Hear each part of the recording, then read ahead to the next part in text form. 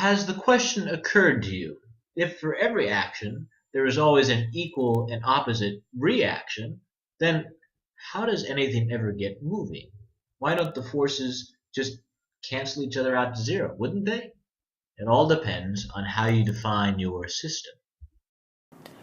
Oh no, Brother Matt, we're stuck in a snowbank. How are we ever going to get this car out?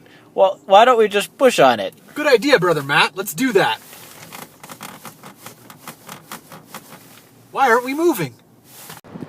Well, let's see if this works better. Good idea, Brother Matt.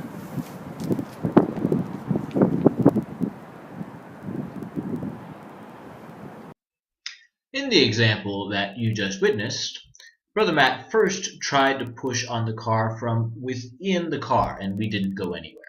But when he stepped outside of the car and pushed with the same amount of force, we moved. Now what happened?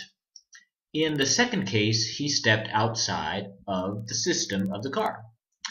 Take an orange in a cart.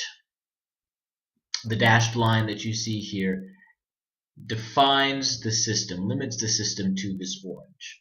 And the arrow indicates a force that is external to the system. It's extending beyond the dashed line, so therefore it's external to the system, and it's not canceled out. Therefore, the orange accelerates. Now, say there's an apple pulling on the orange. Now you can see the action and reaction pair of forces. However, they don't cancel each other out. Why not? Because they're acting on different things. The pull of the apple is acting on the orange, while the pull of the orange is acting on the apple. Our system is just limited to this orange. We're just concerned about the orange, and therefore the pull of the apple is external to it. A force external to a system will accelerate the system. The force external to the orange accelerates the orange. Let's return to the car example. The force pair that Brother Matt first produced by pushing on the dashboard was contained within the system of the car, and so the car didn't move. It wasn't until Brother Matt stepped outside of the system that he got the car to move. Let's expand our view a little though. Say we defined a system that contained both the apple and the orange. Now the force pair is internal to the system. Action and reaction cancel, and there is no acceleration. What? Let's think about friction. The force external to the system in this case is actually friction. There is an interaction between the apple's feet and the floor, and a second pair of action and reaction forces. What's happening here is that the larger system is pushing on the floor, and the floor is pushing back on the system. Because the frictional force of this floor is external to the system, the whole system accelerates. The second pair of action and reaction forces does not cancel. This pair does cancel. It's internal to the system. But this pair, the pair of forces that includes the frictional force and the force of the apple pushing backwards on the floor, that pair does not cancel because this force of friction is external to the system. I'm sorry if you have a headache now. If you do, don't worry about it. This stuff is deep. Once you do some practice problems, you'll start to get the hang of it. And so let's try a couple now.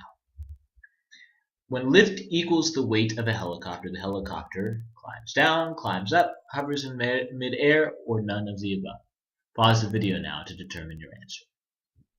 The answer, of course, is C. It hovers in mid-air because the forces cancel out. However, when lift is greater, the helicopter climbs down, climbs up, hovers in mid-air, or none of the above. What's the answer? The helicopter climbs up. When the lift is greater than the weight of the helicopter is going to slowly climb up. Now, how does a bird fly? Let's see. By flapping its wings, pushing air down so that the air pushes it upward, hovering in midair, or inhaling and exhaling air. Pause the video now to determine your answer. And the correct answer is this time B. It pushes the air down, so the air pushes it upwards. Let's talk about airplanes. Slightly tilted wings of airplanes deflect oncoming air downward to produce lift, oncoming air upward to produce lift, both A and B, or neither A nor B. Pause the video now to determine your answer. And the correct choice was A. The tilted wings of airplanes deflect the oncoming air downward. If the airplane pushes the air downward, and the air pushes back up on the plane, it lifts the plane up. When a wing diverts air downward, it exerts a downward force on the air, and the air simultaneously at the same time exerts an upward force on the wing. That's what we call lift. Final question. Compared with a lightweight glider, a heavier glider would have to push air downward with greater force, downward with the same force, downward with less force, or none of the above. Pause the video to determine your answer. And the correct answer is downward with greater force. The force in the air deflected downward has to equal the weight of the glider. So if the glider weighs more, there's more weight to cancel out, and so you need more lift. Alright, physics students, I am so happy to tell you that now you have learned Newton's 3 laws of motion. The first law, the law of inertia. The second law, the law of acceleration. And finally, the third law, the law of action and reaction. Congrats, physics students. Well done.